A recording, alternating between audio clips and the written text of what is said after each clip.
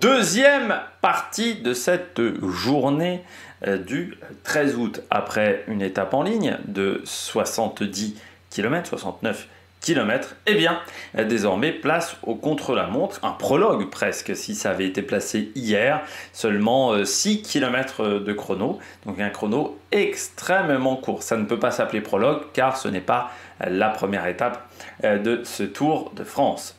N'hésitez pas à vous abonner à la chaîne, à réagir dans les commentaires, à mettre un pouce bleu, à partager la vidéo sur les réseaux sociaux, notamment auprès de vos proches si vous pensez que ça peut les intéresser. Dans les commentaires, n'hésitez pas à me dire qui vous voyez comme favorite, qui vous voyez peut-être en difficulté. Quand vous vous abonnez à la chaîne, vous pouvez rajouter la petite cloche, comme ça vous êtes au courant des dernières vidéos qui sortent sur la chaîne, et ça peut m'aider également à développer la chaîne, parce que plus vous cliquez rapidement sur une miniature de vidéo sur notification, plus la vidéo est mise en avant par YouTube. Et puis si vous avez les moyens et que vous voulez soutenir mon travail, vous pouvez faire un super thanks, et je remercie les gens qui le font. Cette étape numéro 3. C'est un contre-la-montre extrêmement court, type prologue. Donc contre-la-montre, il va falloir être habitué à ce type d'effort. C'est un effort qui va durer 8-9 minutes, hein, grand maximum, sur un parcours comme celui-là.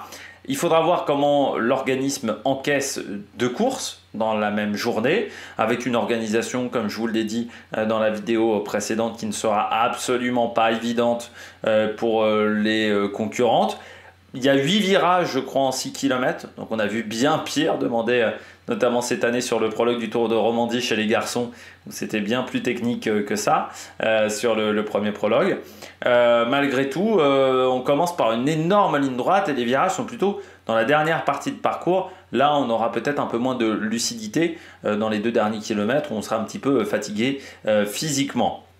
Sinon, c'est un contre-la-montre de spécialistes de prologue, de spécialistes également de la poursuite sur la piste. Et peut-être que certaines filles qui ont été performantes il y a moins d'une semaine, la poursuite par équipe, c'était il y a moins d'une semaine du côté des Jeux Olympiques, eh bien ça pourrait leur convenir.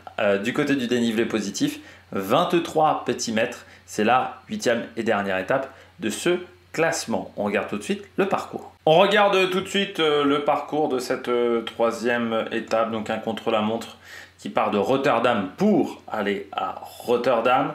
On passera notamment par le pont Erasmus. C'est quasiment le même parcours qu'il y a donc quasiment maintenant 15 ans, avec un parcours donc assez... voilà, en ville, quoi. Il y a quand même pas mal de petits virages, il y a quelques petits virages, mais on est plutôt sur des belles lignes droites. On a un peu rétréci ce parcours. Si vous regardez bien, là on va aller voir, voilà la carte. C'est pas hyper technique sur la première partie. Donc on part ici de Rotterdam, on va prendre un grand rond-point pour redescendre le pont Erasmus. De nouveau, le final sera assez... similaire à la veille, puisqu'il y aura donc ce matin, de nouveau la traversée de la petite île, mais là on changera un petit peu de direction pour retourner directement à l'arrivée et pas passer par les petites rues, par le petit bordel des petites rues comme on aura fait auparavant. Donc c'est un parcours qui n'est pas hyper technique, qui devrait convenir aux spécialistes des prologues, hein. Là on est vraiment sur un profil poursuite prologue individuel, donc voilà, ça va convenir à certaines coureuses, et des coureuses spécialistes du contre-la-montre ne seront pas forcément performantes dans cet exercice. Du côté de la météo, le temps va se dégrader, risque d'orage surtout à partir de 16 h, donc les premiers concurrentes seront exemptés d'orage. Par contre, pour les têtes d'affiche, il devrait y avoir de l'orage, un risque de pluie entre 50 et 60%, donc qui est quand même assez important, avec un vent d'ouest qui sera assez fort. Donc il faudra faire attention également entre 15 et 40 km/h dès que l'orage va se déclencher. Donc il faudra faire attention parce qu'on a parfois des petits gabarits, notamment je pense à une Gaia Realini, et avec les roues lenticulaires, les roues à bâton, ça peut être compliqué. Donc vent d'ouest, ça veut dire dans la dernière ligne droite il sera de face, donc il faudra en garder un petit peu. Je dis bien un petit peu pour cette dernière ligne droite, et que sur la première partie de course, on aura du vent complètement de côté. Et sur le pont, il faudra faire attention, hein. Les ponts, c'est toujours des zones extrêmement dégagées. Donc le vent peut être extrêmement fort, on peut vraiment être déséquilibré par des rafales. Donc là, il faudra faire très attention dans cette zone-là. On regarde tout de suite la partie histoire du Tour de France. Du côté de l'histoire du Tour de France à Rotterdam, cette étape ressemble beaucoup au prologue du Tour de France 2010, remporté cette année-là par Fabian Cancellara. C'était un parcours de 8,9 km. Alors à l'époque, ça s'appelait encore un prologue, parce que normalement, au-dessus de 7 km, ce n'est plus prologue. Mais là, peut-être qu'on avait fait un effort pour obtenir l'appellation prologue. C'était un parcours qui était tout plat, hein, là aussi. Hein. Il y avait seulement 43 mètres de dénivelé positif. Alors le parcours était légèrement différent parce que certes, on passera... Il y a une partie en fait du contre-la-montre qui est similaire. C'est-à-dire qu'on a la dernière partie de parcours de ce contre-la-montre féminin qui avait été pris par les garçons. Sauf que les garçons l'avaient pris en milieu de course. Le départ et l'arrivée étant bien plus bas, bien plus au sud, du côté de Rotterdam. Alors ce jour-là, Cancellara avait gagné face à Tony Martin 10 secondes, donc ce qui était à quasiment 10% de performance. David Millar prenait la 3e place devant Lance Armstrong, Geraint Thomas et Alberto Contador, mais Contador et Armstrong étaient déclassés suite à des affaires de dopage.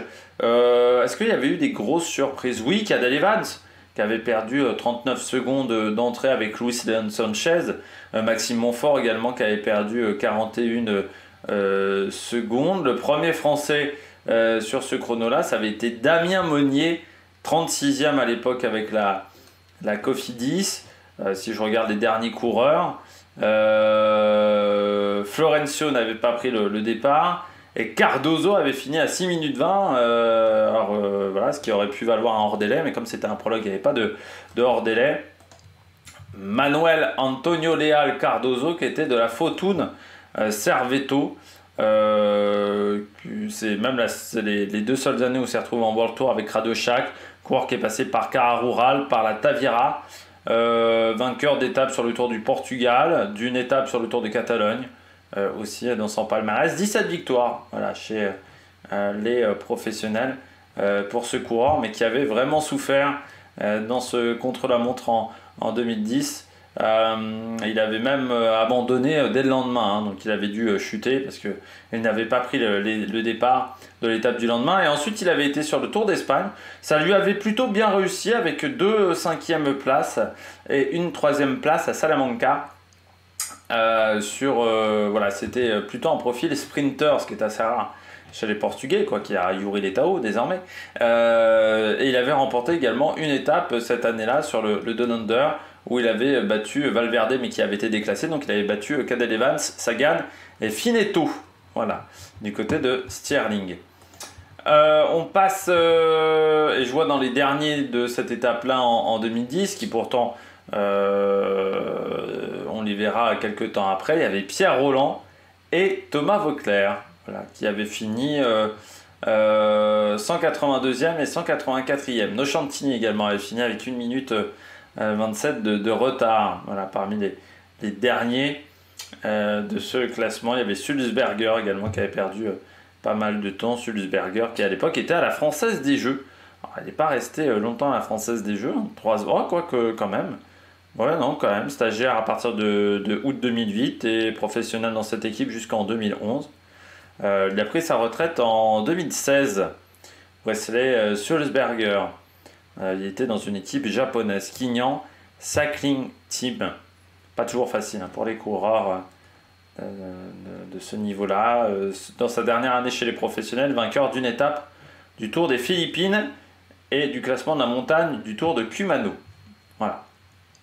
Aujourd'hui, il a 37 ans. Voilà, il avait un frère, Bernard Sulzberger, qui lui a passé toute sa carrière dans des équipes continentales. Et puis, il avait également une sœur, Grace Sulzberger, là aussi une année chez Orica, mais pas de résultats notables dans la famille Sulzberger. On va dire ça comme ça.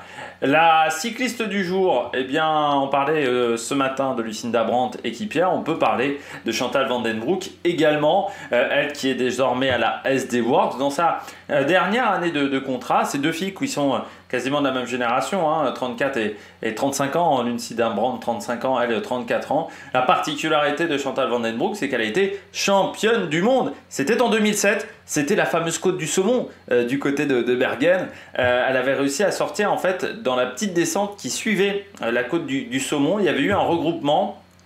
Elle avait réussi à faire la différence parmi les autres résultats importants de sa carrière. L'Amstel en 2018, Gand en 2016, Estrade Bianche femme en 2021 ou encore le Het Nieuwsblad en 2019 et le Ronde van Vlaanderen en 2020, le Tour des Flandres 2020. Voilà, c'est vrai que les derniers... Elle a été championne des Pays-Bas, par exemple, sur route cette année. Mais elle ne fait pas le Tour de France femme, elle est sur le Tour d'Italie. Voilà, cette année, elle a fait déjà à 2 reprises, je crois. Non, à une seule reprise le Tour de France femme, parce que, mais voilà, pas mal de résultats dans sa carrière. 27 victoires chez les professionnels, donc on est à 10 victoires près, pareil que Lucinda Brandt. Et autre particularité, elles ont commencé dans la même équipe qui s'appelait donc AA Drink Cycling Team. Et les deux ont commencé à une année d'écart. C'est-à-dire qu'elle a commencé en 2008 dans cette équipe avec sa sœur, Irene van den Broek. Irene van den Broek, qui n'a pas eu la même carrière qu'elle. Pas mal de places d'honneur, mais pas de victoire. Et puis l'année d'après, donc il y avait également Inge van den Broek, une lettre d'écart dans cette équipe, donc c'était compliqué. La Belge, là aussi pas de résultats notables pour cette fille-là. Et puis cette équipe-là en 2009, eh bien, vous aviez l'arrivée de Lucinda Brand qui à l'époque avait 19 ans. Les deux avaient 19 ans cette année-là en début de saison. Il y avait... voilà, pas forcément des grandes filles, et elle avait remporté le titre de championne d'Europe à l'époque, espoir, en battant Cathy Kolgloek et Marianne Vos qu'elle avait battue, qui était encore espoir en 2009, Marianne Vos. Elle avait battu également Pascal Geland Tranchant, voilà, sur ces championnats d'Europe. Cathy Kolgloek, qui a été championne du monde du contre-la-montre par équipe avec la Specialized, mais c'est une fille qui a pris sa retraite extrêmement tôt en 2013, donc elle avait 23 ans seulement. Voilà. C'était aussi une époque où c'était pas forcément facile, le monde professionnel. Il n'y avait pas forcément des grandes structures, et puis elle a été dans l'équipe Specialized. C'était une année où je pense que l'équipe savait pas trop où ça allait aller. Donc c'était un petit peu compliqué. Et Pascal Geland, qui a pris sa retraite en 2019, Trophée d'or féminin en 2014, qui est sa seule victoire, alors qu'elle avait eu des résultats chez les jeunes. Voilà, pour Pascal Geland, plutôt profil sprinteuse. On poursuit avec la stratégie. Bon, voilà, c'est un prologue avec des belles lignes droites. Il faut bien reconnaître la fin, il faut avoir quand même de la lucidité sur la fin de parcours, mais il faut partir à bloc sur la première partie de course. Avoir quand même des belles trajectoires, mais il y a quand même une partie du chrono qu'on aura donc fait le matin lors de la même étape. Et puis oui, faire attention aux poursuiteuses, parce que sur un parcours comme ça, quand il faut aller loin dans l'effort, c'est quand même des filles qui ont cette capacité-là. Et je pense que certaines puncheuses également peuvent faire des bons résultats. Et vous voyez que dans mes favorites, j'ai plutôt pris des filles qui viennent de la piste. Je commence donc avec Chloé Dygert, qui a été championne du monde de la poursuite individuelle, championne olympique de la poursuite par équipe. Donc je me dis que l'américaine est en capacité de le faire. Grace Brown, qui est championne olympique du contre-la-montre, mais qui est australienne. Donc on sait qu'en Australie, on passe beaucoup de temps sur la piste, notamment du côté de la poursuite. Donc il faudra se méfier. Je crois qu'elle avait même fait partie de l'équipe nationale de poursuite à des Jeux olympiques. Et puis Faulkner, également américaine, là aussi double championne olympique sur la route et également sur la piste. En grosse cote, Balsamo, elle aussi, elle a fait de la poursuite dans ses jeunes années. Elle passait beaucoup de temps sur la piste, un petit peu moins maintenant, mais la sprinteuse italienne a gardé des qualités également sur ce type d'effort. Du côté du programme télé, c'est très simple. Premier départ, 15h10. Arrivée de la dernière concurrente à 17h50. Et puis nous, on se retrouvera assez rapidement après, parce qu'on fera un débrief contre la montre classique pour voir un petit peu qui a performé, qui a réussi.